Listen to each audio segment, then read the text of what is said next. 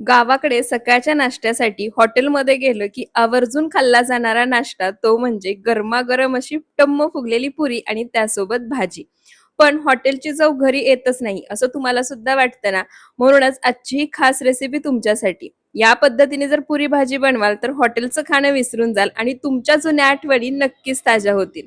चला तर मग रेसिपीला पटकन सुरुवात करूया. पण त्याआधी रेसिपी व्हिडिओ तुम्हाला थोडासा जरी आवडला तर व्हिडिओला जास्तीत जास्त शेअर करा, एक लाईक नक्की करा आणि चॅनलला सबस्क्राईब करायला विसरू नका. सर्वात आधी पुरीसाठी लागणारं पीठ मळून घेऊया. त्यासाठी इथे मी बाउल घेतलाय. आता या बाउलमध्ये इथे मी 1 वाटी स्वच्छ चाळून घेतलेलं गव्हाचं पीठ घेतलंय ते काढायचं. त्यामध्ये पाव वाटी नाश्त्याच्या चमच्यानी म्हणाल तर 5 चमचे बारीक रवा आणि 4 चमचे बेसन पीठ घेतले ते घालायचं. चवीनुसार मीठ घालायचं. सर्व पीठ एकसारखं मिक्स करायचं. रवा सुद्धा या पिठांमध्ये एकसारखा मिक्स व्हायला पाहिजे. त्यानंतर लागेल असं थोडं-थोडं पाणी घालायचं आणि मध्यम सैलसर पीठ मळून घ्यायचं. आता मध्यम सैलसर पीठ का मळून घ्यायचं? तर आपण यामध्ये रवा घातलाय आणि पीठ भिजल्यानंतर रवा सुद्धा छान भिजतो, फुलतो आणि पीठ छान घट्टसर होतं. त्यामुळे सुरुवातीलाच मळून घेताना थोडंसं सैलसरच हे पीठ मळून घ्यायचं आहे. तर इथे पहा लागेल असं थोडं-थोडं पाणी घालून मध्यम सैलसर असं हे पीठ मी मळून घेतलं आहे. आता या पिठाला तेल लावून घ्यायचं आणि पुन्हा एकदा एक अर्धा मिनिटभर हे पीठ छान असं मळून घ्यायचं.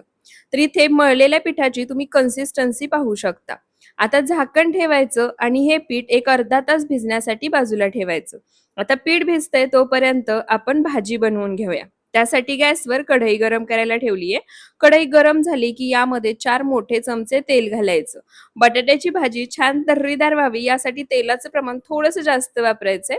तेल गरम झालं की अर्धा चमचा मोहरी आणि अर्धा चमचा जिरे घालायचे. जिरे मोहरी छान तडतडली की एक चिरलेला कांदा 10 ते 12 कढीपत्त्याची पानं घालायची आणि कांदा छान सोनेरी रंग येईपर्यंत मीडियम टू लो फ्लेमवर परतून घ्यायचा.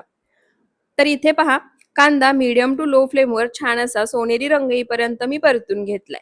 त्यानंतर आता यामध्ये इथे मी एक मोठा चमचा आलं लसणाची पेस्ट घेतलीये ती घालायची. आलं लसूण मी खलबत्त्यामध्येच थोडंसं जाडसर ठेवून कुटून घेतलाय. गावाकडची चव आली पाहिजे ना म्हणूनच. तुम्हाला हवं असेल तर मिक्सरमध्ये फिरवून सुद्धा घेऊ शकता. आता आलं लसणाचा कच्चेपणा जाईपर्यंत ते सुद्धा कांद्यासोबत मी परतून घेतलं. त्यानंतर आता यामध्ये एक मध्यम आकाराचा चिरलेला टोमॅटो घालायचा आणि टोमॅटो सुद्धा अगदी छान मऊसूद होईपर्यंत कांदा आणि आलं लसूणची जी पेस्ट आहे त्यासोबत छान असा परतून घ्यायचा. तर इथे पहा टोमॅटो सुद्धा छान मऊसूद होईपर्यंत मी परतून घेतलाय. आता यामध्ये पावडर मसाले घालायचे. पावडर मसाल्यांमध्ये इथे मी अर्धा चमचा हळद, 1 चमचा काश्मीरी लाल मिरची पावडर, अर्धा चमचा धने पूड आणि 2 चमचे कांदा लसूण मसाला घेतलाय. तुमच्याजवळ जो साठवणीतला मसाला असेल तो तुम्ही वापरू शकता. पावडर मसाले घातल्यानंतर थोडंसं पाणी घालायचं आणि आता पाण्यासोबत हे पावडर मसाले तेल सुटेपर्यंत आणि पावडर मसाल्यांचा कच्चेपणा जाईपर्यंत छान असे परतून घ्यायचे. अशा पद्धतीने मसाले परतून घेतले की मसाल्याला तेलही छान सुटतं आणि भाजीची चव वाढते. तर इथे पहा मसाला छान तेल सुटेपर्यंत मी परतून घेतलाय. आता यामध्ये बटाटे घालायचे. तर इथे मी 4 मध्यम आकाराचे बटाटे शिजवून त्याची सालं काढून घेतली आहेत. बटाटा यामध्ये घालताना जसं मी व्हिडिओमध्ये दाखवलंय अगदी त्याच पद्धतीने हाताने मॅश करून घालायचा. अगदी मोठ्या फोडी याच्या राहिल्या पाहिजेत. बटाटा चिरून घालण्याऐवजी अशा पद्धतीने मॅश करून घातला ना, की भाजीही छान घट्टसर होते आणि बटाटाही भाजीमध्ये छान एकजीव होतो. तर इथे पहा सर्व बटाटे मी अशा पद्धतीने मॅश करून घातले आहेत. आता बटाटा सुद्धा मसाल्यासोबत मिक्स करायचा आणि एक 2 मिनिटं छान असा परतून घ्यायचा. बटाटा परतून होतोय तोपर्यंत बाजूच्या गॅसवरती किंवा एखाद्या केटलीमध्ये पाणी गरम करायला ठेवायचं. कारण यामध्ये आपल्याला गरम पाण्याचाच वापर करायचा आहे. थंड पाणी घातलं तर तर्री सुद्धा व्यवस्थित येत नाही आणि त्यासोबतच भाजीची चवही बिघडते. गरम पाणी घातलं ना, की भाजीच्या चवीमध्येही काही फरक पडणार नाही आणि त्यासोबतच भाजीला तर्री सुद्धा छान येते. तर इथे मी एक 2 ते 2.5 ग्लास इतकं पाणी घातलं आहे आणि गरम पाण्याचाच वापर केलाय. पाणी घातल्यानंतर सर्व मसाले, बटाटा पाण्यासोबत एकदा एकसारखा मिक्स करून घ्यायचा. त्यानंतर गॅसचा फ्लेम मोठा करायचा. यामध्ये चवीनुसार मीठ घालायचं आणि मोठ्या आचेवर या भाजीला एक उकळी काढून घ्यायची. मीठ घातल्यानंतर एकदा ही भाजी मी हलवून घेतली. तर इथे पहा मोठ्या आचेवर या भाजीला मी एक उकळी काढून घेतलीये. आता गॅसचा फ्लेम पूर्णपणे लो करायचा. यामध्ये भरपूर सारी बारीक चिरलेली कोथिंबीर घालायची आणि कोथिंबीर घातल्यानंतर आता ही भाजी आपल्या पुऱ्या बनवून होईपर्यंत किंवा एक 8 ते 9 मिनिटं मंद आचेवर छान अशी शिजवून घ्यायची. आता भाजी शिजतीये तोपर्यंत पुऱ्या बनवून घेऊया. त्यासाठी इथे आपण जे पीठ मळून घेतलं होतं ते सुद्धा तुम्ही पाहू शकताय अगदी छान भिजलं आहे. सुरुवातीला मळून घेतल्यानंतरची पिठाची कन्सिस्टन्सी आणि आत्ताची कन्सिस्टन्सी सुद्धा तुम्ही पाहू शकता.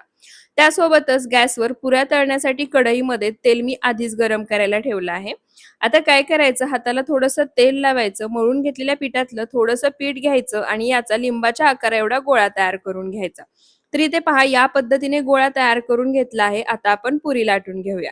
तुम्हाला हवं असेल तर या पुऱ्या तुम्ही पिठावर सुद्धा लाटू शकता. मी तेल लावून लाटून घेणार आहे. त्यासाठी पोळपाटावरती थोडंसं तेल सोडायचं, पोळपाटावर पसरवून घ्यायचं कारण आपण पहिलीच पुरी लाटतोय आणि जो आपण गोळा तयार करून घेतला आहे त्या गोळ्याला सुद्धा तेल लावायचं. जसं मी व्हिडिओमध्ये दाखवले त्या पद्धतीने बोटांनी हा गोळा हलक्या हाताने थोडासा पसरवून घ्यायचा आणि त्यानंतर मध्यम जाडसर अशी याची पुरी लाटून घ्यायची. तर इथे पहा जास्त पातळही नाही, जास्त जाडसरही नाही, तर मध्यम जाडसर अशी ही पुरी मी लाटून घेतलीये. आणि जसं मी तुम्हाला आधी सुरुवातीला सांगितलं गॅसवर मी आधीच तेल गरम करायला ठेवलं आहे. आता याच पद्धतीने बाकीच्या पुऱ्या लाटून घेते आणि या पुऱ्या आपण तळून घेऊया. तर इथे पहा तेल सुद्धा अगदी छान कडकडीत गरम झालं आहे. आता लाटून घेतलेली पुरी लगेच तेलामध्ये सोडायची. गॅसचा फ्लेम मोठाच ठेवायचा. पुरी तेलामध्ये सोडली की खालच्या बाजूने तळली जातीये. वरच्या बाजूने सुद्धा जसं व्हिडिओमध्ये दाखवले त्या पद्धतीने झाऱ्याने तेल सोडायचं आणि पुरी तळताना लक्षात ठेवा फक्त एक 2 ते 3 वेळाच अलटी करायची. जास्त वेळा जर पुरी अलटी करून तळली तर ती जास्त कडक होऊ शकते. खालच्या बाजूने पुरी छान तळली गेली की पलटी करायची. दुसऱ्या बाजूने सुद्धा सोनेरी रंग येईपर्यंत तळून घ्यायची. आता राहिलेल्या पुऱ्या सुद्धा मी अगदी याच पद्धतीने बनवून घेते आणि तोपर्यंत आपली भाजी सुद्धा तयार होईल. तर इथे पहा सर्व पुऱ्या मी बनवून तळून घेतल्या आहेत. तोपर्यंत आपली झणझणीत तर्रीदार अशी बटाट्याची भाजी सुद्धा बनून तयार झाली आहे आणि सुगंध तर इतका घरभर पसरलाय ज्यांना भूक नसेल किंवा जे सकाळचा नाश्ता खात नसतील ना ते सुद्धा नाश्ता खायला लगेच बसतील. आता मस्त गरमागरम अशी ही बटाट्याची भाजी आपण सर्व्ह करूया. भाजीची तुम्ही कन्सिस्टन्सी पाहू शकता. अजिबात यामध्ये कोणतंही वाटण घातलं नाही तरी भाजी छान झणझणीत घट्ट आणि तर्रीदार तयार झालीये आणि त्यासोबतच मस्त टम्म फुगलेल्या अशा या पुऱ्या.